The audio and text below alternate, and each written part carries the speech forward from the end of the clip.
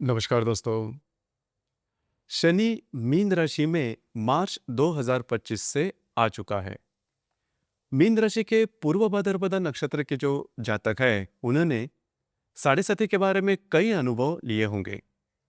2026 में जो बातें हैं वो किस प्रकार से हो सकती है। हालांकि आपके राशि के व्यय भाव में और षष्ठ भाव में राहु और केतु भी भ्रमण कर रहे हैं, जिस वजह से साढ़े साथी के जो प्रभाव है वो और भी ज्यादा गहरा चुका है। तो 2026 में जो बातें हैं वो किस प्रकार की होंगी। एक बात तय है कि 2025 का जो साल था वो आपको जितना भी प्रॉब्लम में लेके गया होगा उससे अच्छा ही 2026 का साल होगा। इसके पीछे का कारण भी यही है कि 2026 के करीबन जून से आपके राशि का जो स्वामी है गुरु, यह आपके पंचम भाव में भ्रमण करने जा रहा है। अब ये जो पंचमस्त गुरु है वो बहुत ही ज्यादा शुभ फलदायी माना जाता है, खास करके आपके राशि के लिए। तो इसके जो प्रभाव परिणाम है वो किस प्रकार के होंगे। साढ़े साथी और गुरु का जो प्रभाव है वो आपके राशि पर किस प्रकार से आपको प्रभावित कर सकता है। आपके जीवन का ऐसा कौन सा क्षेत्र है जो कि सबसे ज्यादा प्रभावित होने वाला है, कौन से निर्णय आपको लेने हैं, कौन से निर्णय आपको टालने हैं, सभी के बारे में डिटेल में चर्चा इस वीडियो में हम करने वाले हैं। तो हर एक महीने में जो बातें हैं वो किस प्रकार से हो सकती है उसके बारे में चर्चा करेंगे। सबसे पहले जो जनवरी का महीना है उसमें जो भी आपका कार्य क्षेत्र है उससे रिलेटेड थोड़ा स्ट्रेस देखा जाएगा। अब ये जो स्ट्रेस है वो आपके मानसिकता पर देखा जाएगा। जहां पर आप काम करते हो, नौकरी या फिर व्यवसाय करते हो, वहां पर के जो लोग होंगे उनके साथ छोटी मोटी बातों को लेकर तकरार हो सकती है। ये तकरार थोड़ी बढ़ भी सकती है, बस आपको इसी के ऊपर थोड़ा सा कंट्रोल करना होगा। करीबन 16 जनवरी से लेकर 24 फरवरी तक का जो समय है, इसमें आपके जो स्पेंडिंग रहेंगे, आपके जो खर्चे रहेंगे, उस पर थोड़ा-सा अमल करना आवश्यक होगा। जो गर्भवती महिलाएँ हैं, उन्होंने खुद के स्वास्थ्य के बारे में भी इन दिनों में थोड़ा ध्यान देना आवश्यक होगा। इसी प्रकार 24 फरवरी से लेकर करीबन 3 अप्रैल तक का जो समय है, यह जो समय है, ये आपके लिए बहुत ही ज़्यादा स्ट्रेसफुल होने वाला है। क्योंकि आपके व्यय भाव में रवि, मंगल, राहु, ये जो तीन महत्वपूर्ण ग्रह है, ये भ्रमण करने जा रहे हैं। और व्ययस्थ जो भाव होता है वो अब सबसे ज्यादा अशुभ फलदायी माना जाता है। उसी प्रकार आपके राशि में जो शनि है वह भी भ्रमण कर रहा है। तो ये जो संपूर्ण साल है, मतलब 2026 का जो संपूर्ण साल है, इसमें दो जो महीने हैं इसमें आपको सबसे ज्यादा सावधानी बरतनी होगी। एक है मार्च, दूसरा अप्रैल। तो मार्च के महीने में रवि, मंगल, राहु, ये तीनों ग्रह आपके व्यय भाव में भ्रमण करेंगे, जिस वजह से अगर आप विवाहित हो तो आपके जो वैवाहिक जोड़ीदार है उनके स्वास्थ्य के बारे में जो बातें हैं वो थोड़ी ज्यादा कॉम्प्लिकेटेड हो सकती है। अगर आपने कहीं से लोन लिया है तो उससे रिलेटेड जो बातें हैं वो भी ज्यादा कॉम्प्लिकेटेड हो सकती है। खास करके मार्च के महीने में किसी भी प्रकार के महत्वपूर्ण निर्णय नहीं लेना। आपके जो अंदाज है वो चूक सकते हैं, और उसका जो खामियाजा है वो आगे आने वाले कई महीने तक आपको भुगतना पड़ सकता है। मुझे पता है कि जो बातें हैं वो कितनी ज़्यादा आपके लिए प्रॉब्लमेटिक या फिर कॉम्प्लिकेटेड हो चुके हैं, लेकिन इसके बावजूद मार्च और अप्रैल के महीने में आपको बहुत ही ज़्यादा सावधान रहना होगा। कूल एंड कलेक्ट रहने की जो बात है वो आपके लिए काफ़ी महत्वपूर्ण हो जाएगी। हालांकि आपकी जो राशि है वो थोड़ी सी इमोशनल है, छोटी मोटी बातों को लेकर स्ट्रेस जल्दी ले लेती है, लेकिन यही आपका परीक्षा का कालावधि है, टेस्टिंग पीरियड है आप सभी के लिए। बस आपको इसी के बारे में थोड़ा ध्यान देना होगा। ऐसे कोई भी निर्णय नहीं लेना जिसका मतलब जिसमें रिस्क ज्यादा छुपी है। हालांकि वैसे भी देखा जाए तो जब भी आपकी साढ़े साथी रहती है तो रिस्क न ले, क्योंकि कॉन्फिडेंस में जाके कोई भी अगर आप निर्णय लेते हो तो वो चूकने की संभावना ही बहुत ही ज्यादा बनती है। तो इस लिहाज से देखा जाए तो कंट्रोल करना बहुत ही ज्यादा आवश्यक होगा। करीबन अप्रैल के महीने में भी ये जो बात है उसी प्रकार से दोहराई जाएगी। अब यहाँ पर एक बात जो है, इस साल का जो सूर्य ग्रहण या फिर चंद्र ग्रहण, पहला सूर्य ग्रहण और चंद्र ग्रहण जो है, सूर्य ग्रहण होगा 17 फरवरी को, और जो चंद्र ग्रहण है वो 3 मार्च को होने वाला है। इसका जो प्रभाव है यह आपके व्यय भाव में और आपके षष्ठ भाव में देखा जाएगा, और इसमें फंस जाना, फंसाए जाना, मिसगाइड होना, इस प्रकार के अनुभव आपको मिल सकते हैं। तो आपकी साढ़े साथी भी चालू है, और इस प्रकार के जो ग्रहों के भ्रमण है यह भी आपके लिए काफ़ी ज़्यादा स्ट्रेसफुल होने वाले हैं। इसी वजह से मैंने कहा कि मार्च और अप्रैल का जो महीना है इसमें आपको बहुत ही ज़्यादा सावधान रहना होगा। अगर ये जो 2 महीने हैं वह अगर आप ठीक-ठाक निकालते हो, तो जो बातें हैं साढ़े साथी का जो प्रभाव है वो आप पर करीबन देखा नहीं जाएगा। लेकिन परिस्थितियाँ इसी प्रकार से बन सकती है, तो थोड़ा-सा इसके बारे में चौकन्ना रहना आवश्यक होगा। अप्रैल के महीने में अगर देखा जाए तो रवि, मंगल और शनि, ये जो तीनों ग्रह है, तीनों पाप ग्रह आप कह सकते हो, ये आप ही के राशि में भ्रमण करेंगे। तो अप्रैल के महीने में आपको लग सकता है कुछ नया किया जाए, कुछ आउट ऑफ द वे किया जाए, कुछ रिस्क ली जाए।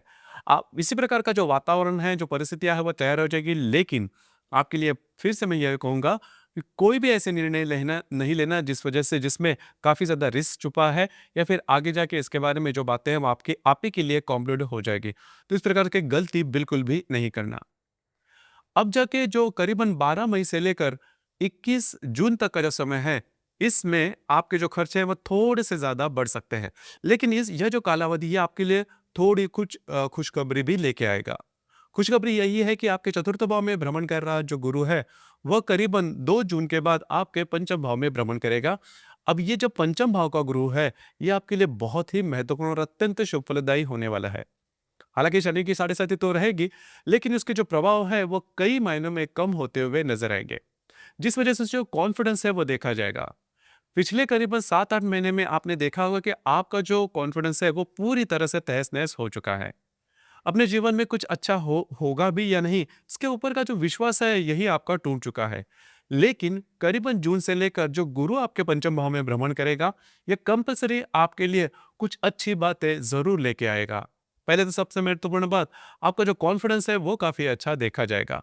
लक के बारे में, भाग्य के बारे में आपका जो विश्वास है वो जो कि पूरी तरह से उड़ चुका है, वो फिर से आएगा, क्योंकि जो भी काम करोगे उसमें भाग्य का साथ भी मिलेगा और सक्सेस भी आपको जरूर मिलेगा।